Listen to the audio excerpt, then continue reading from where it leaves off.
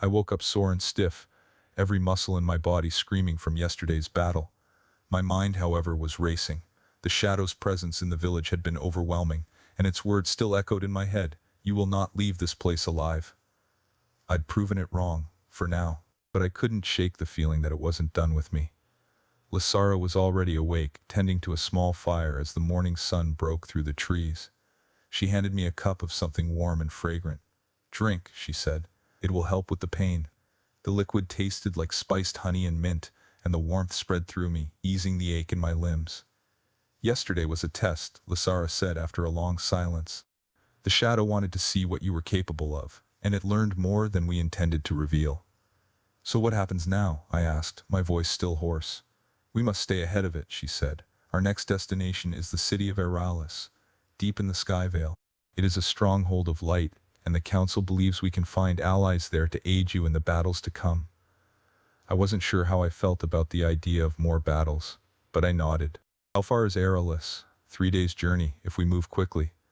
The morning passed uneventfully as we traveled, the forest gradually giving way to open plains. The landscape was beautiful, but it felt quiet, too quiet. The usual hum of the ether was faint, as if the land itself was holding its breath. I kept the shard tucked beneath my tunic, its faint warmth a constant reminder of the power I carried. Since yesterday's fight, I'd felt a stronger connection to it, as though it was responding to me in ways it hadn't before. At one point, Lasara stopped abruptly, her head tilted as if listening to something I couldn't hear. What is it?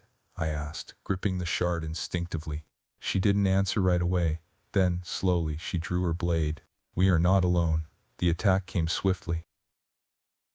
A group of creatures burst from the ground ahead of us, their forms shifting and flickering like shadows caught in a strong wind.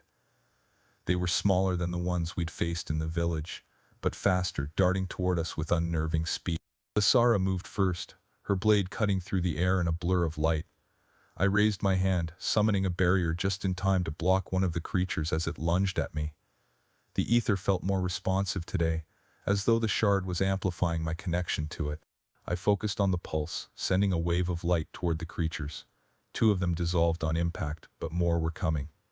They are scouts, Lasara said, cutting down another attacker. The shadow is tracking us. Great, I muttered, pushing the shard's energy outward again. The wave of light spread further this time, driving the remaining creatures back. When the last of them vanished, Lasara turned to me, her expression grim. They will report what they've seen. We must keep moving. By midday, we reached a narrow canyon that cut through the plains. The walls were steep and jagged, and the only way across was a precarious path carved into the rock. This is dangerous territory, Lasara said, as we began to climb. The ether is thin here, and the shadow can exploit that weakness. Thin? I asked, glancing around nervously. She nodded. The ether flows like a river, but in some places it is weaker, like a shallow stream. These places are more vulnerable to corruption. As we ascended, I felt it for myself. The connection to the ether was fainter here, like trying to hear a distant song through layers of static. The shard still pulsed faintly against my chest, but its light was dimmer than before. Halfway across the canyon, the whispers returned. You cannot escape us. I stopped, gripping the rock wall for support. The voices were louder here, more insistent. They swirled around me like a storm, each word a dagger of doubt and fear. Nico, Lasara's voice cut through the noise. Focus on the shard. It will protect you. I closed my eyes, clutching the shard tightly. The whispers grew louder, clawing at the edges of my mind, but I forced myself to breathe, to focus on the pulse of the ether. Slowly, the noise began to fade, replaced by the steady rhythm of the shard's light. When I opened my eyes, Lasara was watching me with a mix of concern and approval. The shadow is growing desperate, she said, but you resisted it. That is a victory in itself. We made camp on the other side of the canyon, the sun setting behind the jagged peaks. The sky was a riot of colors, deep oranges and purples streaked with silver clouds. It should have been beautiful, but I couldn't shake the tension that had followed us all day. The shadow is testing your limits, Lasara said as we sat by the fire. It wants to know how far it can push you before you break.